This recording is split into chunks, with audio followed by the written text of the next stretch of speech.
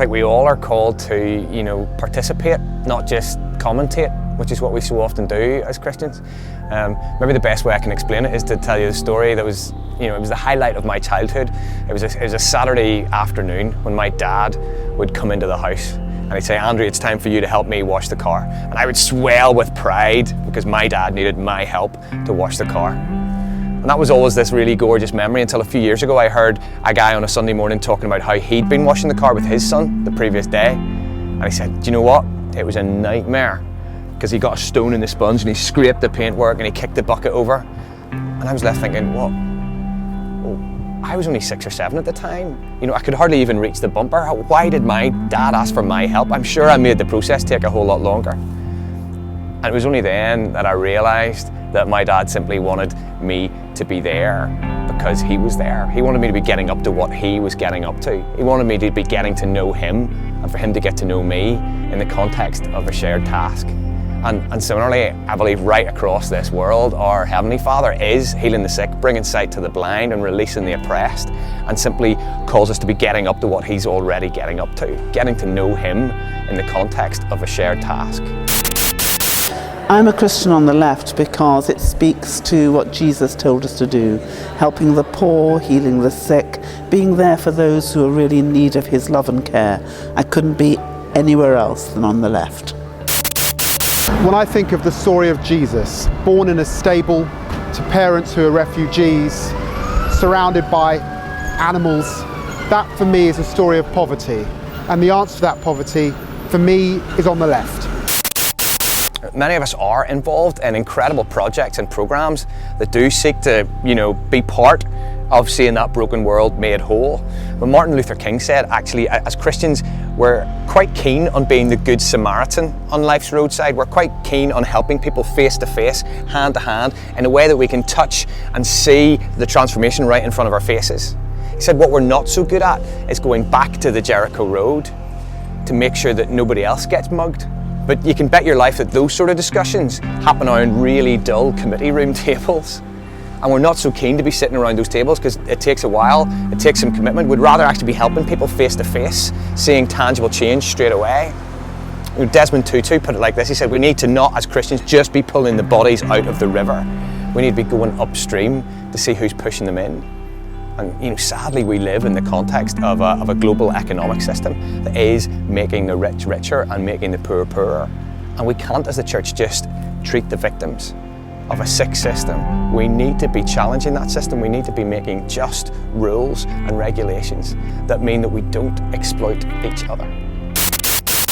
I'm a Christian on the left because I think this is the meeting place for discussing how to be a Christian in the world of politics.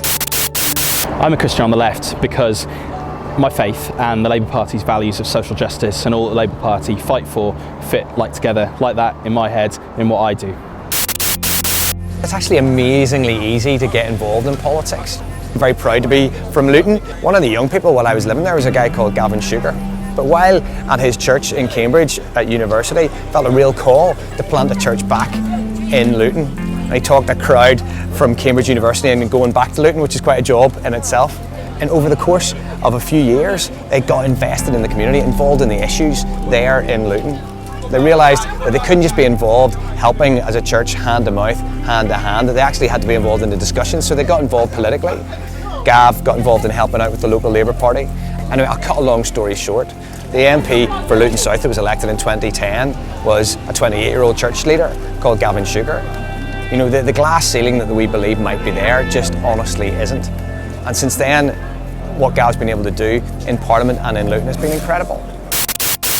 I'm a Christian on the left because I believe we're all created equally, and that means we all have equal worth. And I want to see a society that reflects that. And for me as a Christian, that also means that government has to focus on the poor and on social justice to put that into reality. That's why I'm a Christian on the left. We believe that in the pattern of biblical traditions like Jubilee and Sabbath and how the New Testament church operated, that actually it's important for an economic system to be ordered in a way that it doesn't allow power and wealth to accumulate and trickle up in the direction of the wealthy and the powerful. All of us in our lives need boundaries, whether that's personally or whether that's in our families or whether that's in our communities. And we also need those same boundaries and that same ordering in our economic system. I'm a Christian on the left because I'm inspired by the good news of the Bible. I believe in a foreign policy which is based on doing good in the world with our aid, rather than excessive and constant military interventionism. Through my work in prisons, I became more and more convinced that the answer to some of the deep-seated problems in our society are not just on a one-to-one level, but involve kind of cultural and structural change at governmental and policy level. I absolutely believe that every individual human being is made in the image of God, and when you see how much that image has got distorted and trampled upon, I believe that we're to be agents of restoration as Christians in renewing that, in loving people back to wholeness. If you believe that God's big story is the restoration, redemption and reconciliation of all things to himself, of all spheres of society, economics, the media, arts, education, politics has to be one of those spheres where we're longing to see transformation.